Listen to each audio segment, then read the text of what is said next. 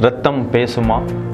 நிச்சயமாகவே இரத்தம் பேசும். வேதம் தெளிவாக சொல்லுகிறது, இரத்தம் பேசுகிறது. The blood speaks. அது என்னன்னு சொல்லி நம்ம இந்த வீடியோவில் நம்ம பார்ப்போம். வாருங்கள், கர்த்தருடைய வார்த்தைக்கு நேராக நாம் கடந்து செல்லலாம்.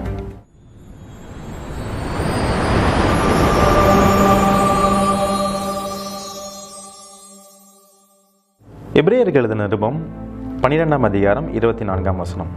புது உடன்படிக்கையின் மத்தியஸ்தராகிய இயேசுவின் இடத்திற்கும் ஆபேலினுடைய இரத்தம் பேசினதை பார்க்கிலும் நன்மையானவைகளை பேசுகிற இரத்தமாகிய தெளிக்கப்படும் இரத்தத்தின் இடத்திற்கும் வந்து சேர்ந்தீர்கள்.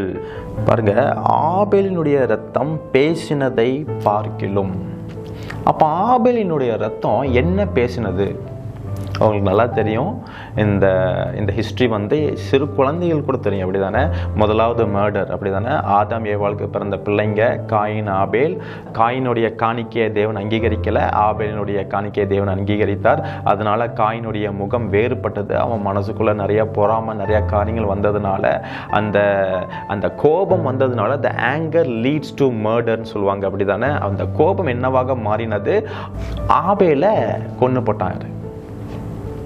The Cain killed Abel. ஆபேலை காயின் கொன்று போட்டாரு. ஒரு அடியில் அடிச்சாரா, எத்தனை அடிச்சான்னு தெரியல, ஆனால் காயின் ஆபேலை கொன்று போட்டாரு. அந்த ரத்தம் தேவனை நோக்கி கூப்பிட்டுச்சு அப்படின்னு பிதாவாகிய தேவன் சொல்றாரு. அப்போ ரத்தம் பேசினதா? என்ன பேசிச்சு? கொஞ்சம் யோசித்து பாருங்களேன். ஆபேலினுடைய ரத்தம் என்ன பேசியிருக்கோம்? நான் நிறைய சபைகளில் போதும் நான் கேட்பேன், ஆபேலினுடைய ரத்தம் என்ன பேசினது? அப்போ நிறைய பேர் சொல்லுவாங்க, ஒன்றுமே தப்பு பண்ணாத என்னைய வந்து அடிச்சுட்டானே, கொன்னுட்டானே, ஆண்டவரே தண்டனை கொடுங்க, ஆண்டவரே நீதி செய்யுங்க, ஆண்டவரே நீங்கள் நியாயம் செய்யுங்க, நான் இந்த உலகத்தில் இன்னும் அதிகமாக நான் வாழ்ந்திருப்பேனே, என்னுடைய வாழ்நாளை குறைவு பண்ணிட்டானே, இந்த மாதிரி எனக்கு மோசம் பண்ணிட்டானே, அவனை நீங்கள் சந்திங்க ஆண்டவரே, அவனை கொன்று போடுங்க ஆண்டவரே, அப்படின்னு தான் நிறைய ஜனங்கள் சொன்னாங்க. ஆனால் ஆபேலினுடைய ரத்தம் என்ன பேசினது என்று பார்ப்போம். முதலாவதாக ரத்தம் பேசுமா? ஆமாம். ஆதியாகமம் 4ஆம் அதிகாரம் 10ஆம் வசனம். அதற்கு அவர், என்ன செய்தாய்? உன் சகோதரனுடைய இரத்தத்தின் சத்தம் பூமியிலிருந்து என்னை நோக்கி கூப்பிடுகிறதே. ஆபேலினுடைய ரத்தம் பூமியிலிருந்து என்னை நோக்கி கூப்பிடுகிறது. ரத்தத்தில் என்னங்க இருக்குது? வசனம் ரொம்ப தெளிவாக சொல்லுகிறது. ஆதியாகமம் 9ஆம் அதிகாரம் 4ஆம் வசனம்.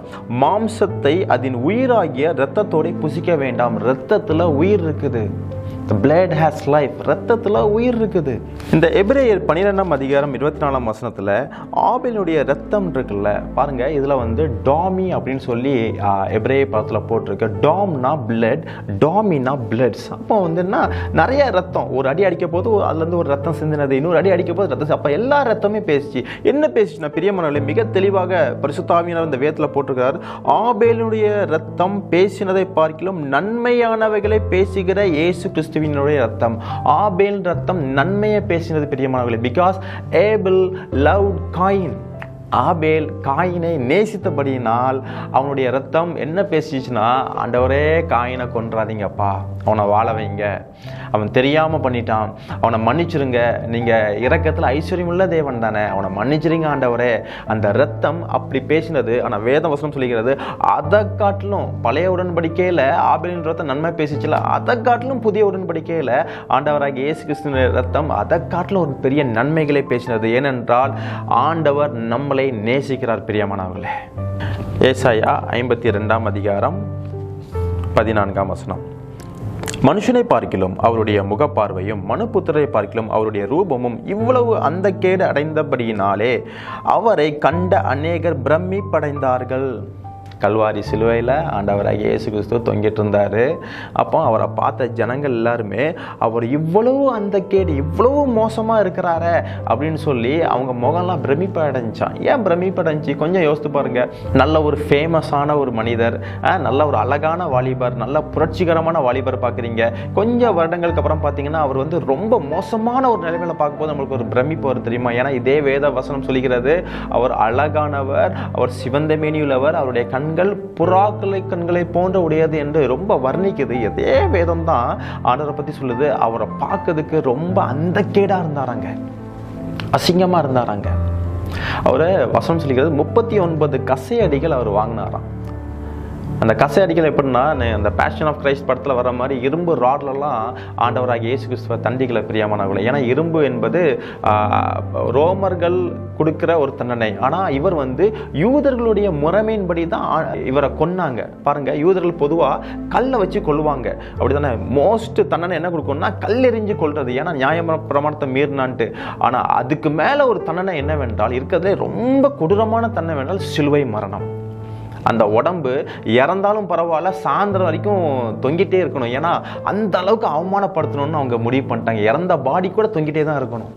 அப்போ இந்த போர்ச்சேவர்கள் பாருங்க, அந்த 39 கசையடின்னு சொல்றாங்க தெரியுமா? அந்த கசையடி பார்த்தீங்கன்னா ஒரு ராட் மாதிரி இருக்கும் பிரியமானவர்களே. அதில் 9 கயிறு இருக்கும்.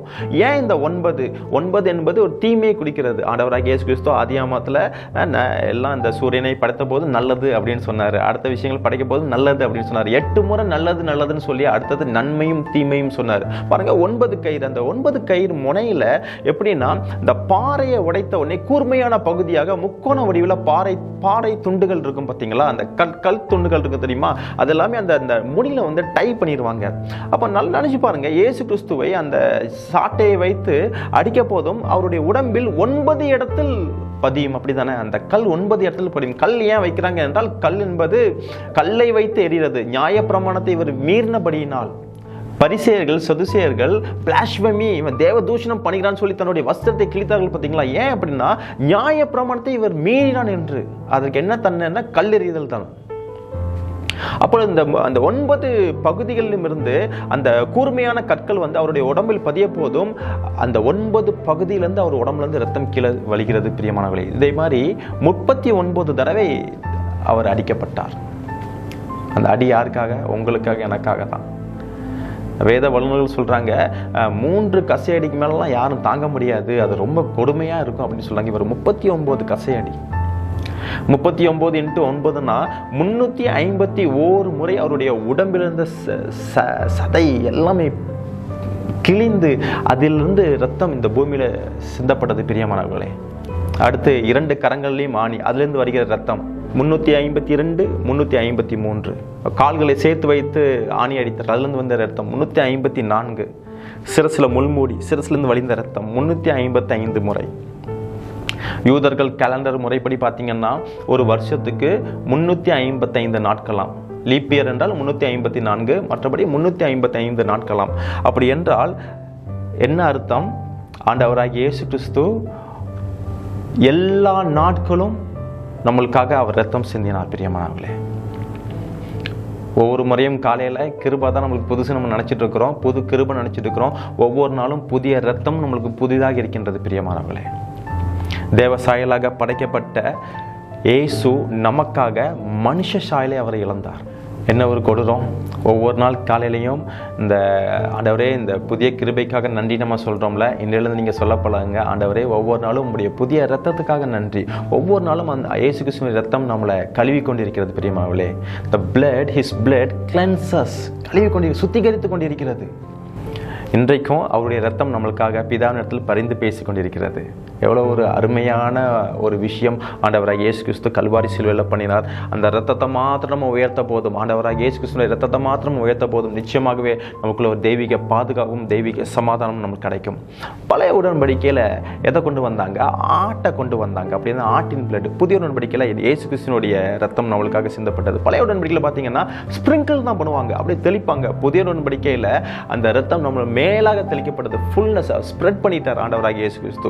பழைய உடன்படிக்கையில் பார்த்தீங்கன்னா ஒரு ஆல்டரில் ஒரு கவனன்ட்ல தான் அந்த ரத்தம் தெளிக்கப்படும். ஆனால் புதிய உடன்படிக்கையில் நம்ம மேலே, உங்கள் மேலே, என் மேலே ஆண்டவராகிய இயேசு கிறிஸ்து ரத்தம் தெளிக்கப்பட்டது. எவ்வளோ பெரிய பாக்கியம்!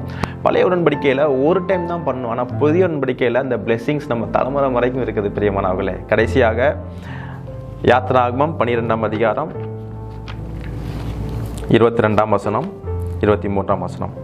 ஈசோப்பு கொழுந்துகளின் கொத்தை எடுத்து கிண்ணியிலே இருக்கும் இரத்தத்தில் தோய்த்து அதில் இருக்கும் அந்த இரத்தத்தை வாசல் நிலைக்கால்களின் மேற்சட்டத்திலும், நல்லா தெரிஞ்சுக்கோங்க, மேற்சட்டத்திலும் வாசல்களின் நிலைக்கால்களில் 2லும் தெளியுங்கள். விடியற்காலம் வரைக்கும் உங்களில் ஒருவரும் வீட்டு வாசலை விட்டு புறப்பட வேண்டாம். இங்கே என்னன்னா ஒரு சங்கார தூதன் வாரான். ஆண்டவர் ஒரு பெரிய காரியம் அந்த எகிப்து நாட்டில் செய்ய போதும். அப்போ அவங்களுக்கு ஒரு கட்டளை வருகிறது. அப்போ ஈசோப்பினாலே என்னன்னா அந்த எருசலேம் வால் பார்த்தீங்களா, எருசலேம் மதில்கள், அது பக்கத்தில் வளர்கிற ஒரு செடி. அந்த ஈசோப்பினாலே அந்த ரத்தத்தை, ஆட்டு ரத்தத்தை எடுத்து மேல் சட்டத்தில் அடித்தோடனே அப்படியே ஃபஸ்ட்டு ரத்தத்தை நீங்கள் அடித்தோடனே அப்படியே வலியும் பார்த்தீங்களா, அது நேராக எங்கே வரும், மேல் சட்டத்தில் அடித்தோடனே அப்படியே கீழே வரும், அப்படி தானே. அடுத்து 2 நிலைகள் அடிக்கும்போது அது என்ன அடையாளம் குறிக்கிறது பிரியமானவர்களே? ஒரு சிலுவை என்ற ஒரு அடையாளத்தை குறிக்கின்றது. அந்த சிலுவையில் வடிந்த அந்த ரத்தம் அவங்க மேலே இருந்தபடியினால அந்த சங்கார தூதன் பாருங்கள், கர்த்தர் எகிப்தியரை அதம் பண்ணுகிறதற்கு கடந்து வருவார், நிலையின் மேற்சட்டத்திலும் வாசலின் நிலைக்கால்களும் 2லும் அந்த இரத்தத்தை காணும் போது கர்த்தர் சங்காரக்காரனை உங்கள் வீடுகளிலும் உங்கள் அதம் பண்ணுகிறதற்கு வர ஒட்டாமல் வாசற்படியை விலக்கி கடந்து போவார். பாருங்க, என்ன ஒரு பாதுகாப்பு. இன்றைக்கி ஒரு வேளை நான் வியாதியோடு இருக்கிறேனே, நான் ரொம்ப ஒரு அங்கலாய்ப்போடு நான் இருக்கிறேனே, ஆண்டவர் எனக்காக என்ன பண்ணினார் என்றால், ஆண்டவர் உங்களுக்காக எனக்காக கல்வாரி சிலுவையில் ரத்தம் சிந்தினார். பிரியமானவர்களே, ஆட்டுக்குட்டியோடைய ரத்தத்துக்கே அவ்வளோ பவர் என்றால், இன்னைக்கு தேவ ஆட்டுக்குட்டியாக ஆண்டவராக இயேசு கிறிஸ்து கல்வாரி சிலுவையில் நம்மளுக்காக ரத்தம் பண்ணினாரே. ஆனால் என்ன ஒரு விஷயம், அந்த வீட்டை விட்டு வெளியே போகக்கூடாது. அதாவது இயேசு கிறிஸ்துக்குள்ளே இருக்கும்போது அந்த பாதுகாப்பு, அந்த தெய்வீக சமாதானம் எல்லாமே கிடைக்கும். என்றைக்கு கர்த்தரை விட்டு நீங்கள் வெளியே போனீங்களோ அன்றைக்கி சமாதானம், பாதுகாப்பு எதுவுமே கிடைக்காது. I hope this video will be very blessed for you, and if so, please then share this video to your friends and relatives. Let them also be blessed. Bye. God bless you.